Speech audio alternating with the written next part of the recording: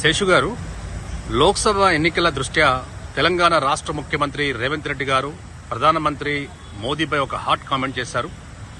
ఈ లోక్సభ ఎన్నికలనేవి గుజరాత్ వర్సెస్ తెలంగాణ రాష్ట్రం అని కామెంట్ చేశారు. దీన్ని ఏ విధంగా అర్థం చేసుకోవచ్చు? మరి ఈ కామెంట్ వెనుక వ్యూహం ఏంటి? జై స్వరాజ్ వరల్డ్ టీవీకి స్వాగతం. 18వ లోక్సభకు జరుగుతున్నటువంటి ఎన్నికల ప్రచారంలో భాగంగా మరి ముఖ్యంగా తెలంగాణ రాష్ట్రంలో తెలంగాణ రాష్ట్ర ముఖ్యమంత్రి రేవంత్ రెడ్డి గారు భారతీయ జనతా పార్టీ పైన విమర్శలు చేస్తున్నటువంటి సందర్భంలో ఒక కీలకమైనటువంటి అంశాన్ని తన ప్రచార వ్యూహంలో భాగంగా ప్రజల ముందుకు తీసుకొస్తున్నారు. ఈ ఎన్నికలు గుజరాత్ వర్సెస్ తెలంగాణ అనేటటువంటి ఒక కీలకమైనటువంటి అంశాన్ని తెరపైకి తెస్తున్నారు.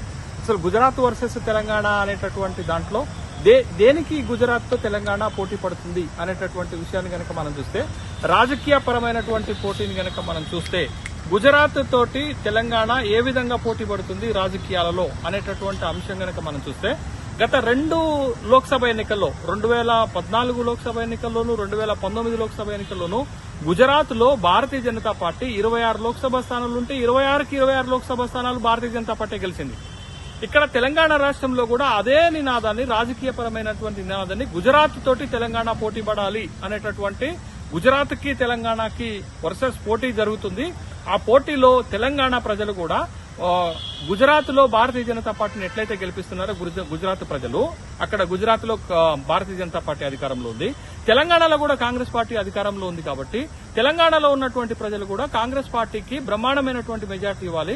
17 లోక్సభ స్థానాలుంటే 14 లోక్సభ స్థానాలు, వీలైతే 16 లోక్సభ స్థానాలను కూడా కాంగ్రెస్ పార్టీలో గెలిపించాలనేటటువంటి ఒక పోటీ, గుజరాత్ వర్సెస్ తెలంగాణ అనేటటువంటి పోటీని ఒక రాజకీయ పరమైనటువంటి పోటీగా ప్రజల ముందుకు ముఖ్యంగా కాంగ్రెస్ పార్టీ శ్రేణుల్లో స్థైర్యాన్ని నింపడానికి తీసుకొస్తున్నటువంటి కామెంట్ గా చూడాలి. ఇంకా రెండో పార్శ్యంలో ఏంటి అని అంటే, గుజరాత్ గత 2 దశాబ్దాలుగా, గత 20 సంవత్సరాలుగా గుజరాత్ దేశంలో ఒక వైబ్రెంట్ స్టేట్ గా, అంటే అటు ప్రైవేటు పెట్టుబడులను ఆకర్షించడంలోను, ఇటు ప్రభుత్వం యొక్క ప్రాజెక్టులను ఆకర్షించడంలో గుజరాత్ పెద్ద ఎత్తున ముందుకుంది.